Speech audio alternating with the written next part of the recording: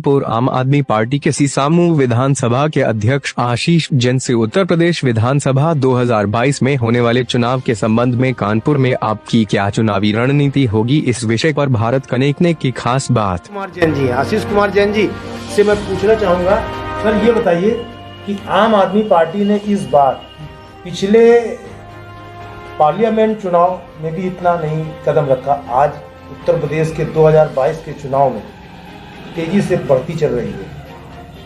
आप यहाँ की कितनी सीटों पर चुनाव लड़ेंगे, आपकी पार्टी, और सबसे मुख्य चीज़ ये कि आपकी जो पार्टी वादे दिल्ली के हैं वो यहाँ कारगर होंगे या नहीं होंगे, जनता उनको स्वीकार करेगी या नहीं करेगी, क्योंकि आप जनता के बीच में हैं और कानपुर की एक विशेष विधानसभा सीसामऊ से प्रत्याशी भी आप नहीं अध्यक्ष, तो इस पे थोड़ा सा। पहली बात तो मान्यवर मैं आपको बताऊं कि हमारे सीसामऊ से जो प्रत्याशी हैं वो सुनील बाबू हैं और हम लोग दिल्ली मॉडल पे ही जनता को विश्वास दिलाते हुए जो भी बातें कर रहे हैं, फ्री बिजली, फ्री पानी, फ्री स्वास्थ्य, यात्रा, जो भी है, जो दिल्ली मॉडल है वो हम लोग यूपी में लाएंगे। यूपी का बजट भी कम नहीं है और पब्लिक का पैसा जो भी है वो हम पब्लिक पे ही खर्च करेंगे। यही हमारे केजरीवाल जी का अपना एक मकसद है और वो कर रहे हैं। यानी कि वहाँ जैसे स्वास्थ्य सेवा, चिकित्सा, बिल्कुल, जो एक हर राज्य की प्रमुख व्यवस्था का अंग। जी जी जी, जो राज्य की व्यवस्था और पब्लिक की सुविधा या पब्लिक की डिमांड या पब्लिक की ज़रूरत और सरकार का यही एक मौलिक धर्म है।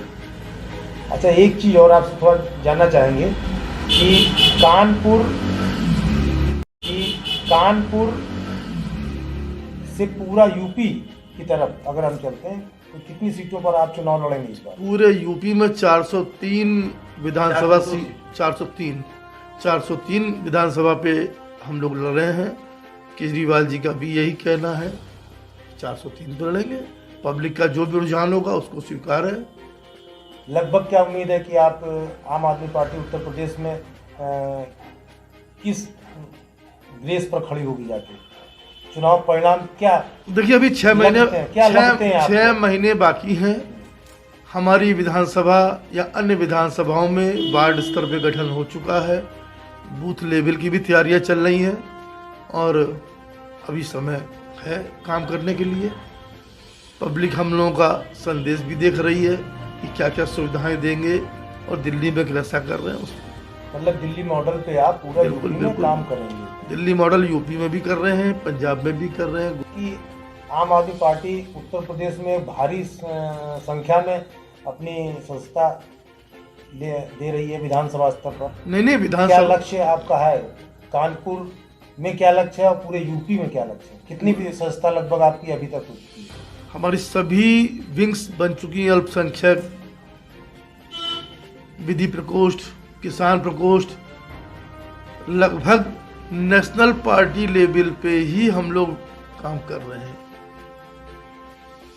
सदस्यता के विषय में आपसे जानना सदस्यता में क्या लक्ष्य आपने अभी तक पूरा किया है? अभी औसत सीसामऊ में अभी हम लोगों ने 50-50 हज़ार वोट लगभग जो सदस्यता बना दी है और सभी विधानसभाओं में बनाए।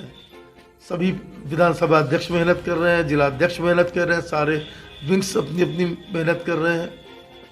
अच्छा, आपके जो चीफ है आम आदमी पार्टी केजरीवाल जी, वो उत्तर प्रदेश में आने वाले चुनाव में लगभग आम आदमी पार्टी केजरीवाल जी, वो उत्तर प्रदेश में आने वाले चुनाव में लगभग कितनी जनसभाएं करके लोगों को अपनी बात और ये संदेश देने जा रहे हैं? हमारे चीफ केजरीवाल जी ने अभी 28 तारीख को मन बनाया था आने का, तो प्रदेश सरकार ने बड़ा विरोध किया। उनको 28 तारीख को उनको परमिशन नहीं दी।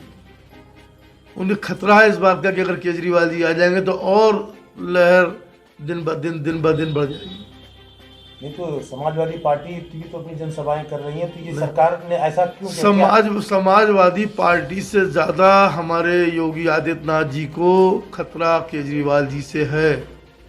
मतलब ये आप भली भांति ये मैं भली बात जानता हूँ कि वो अगर जनसभाएं करेंगे तो वो रूप दूसरा होगा। यानी कि उनकी जनसभा उत्तर प्रदेश में चुनाव में एक नया रूप खड़ा कर दे देगी। हाँ, नया रूप दे देगी, नया स्लोप खड़ा कर देगी, जो आने वाले भविष्य में भाजपा के लिए, सत्ता पक्ष के लिए उनका मन इस समय मतलब एक तरीके से डरा हुआ है। है।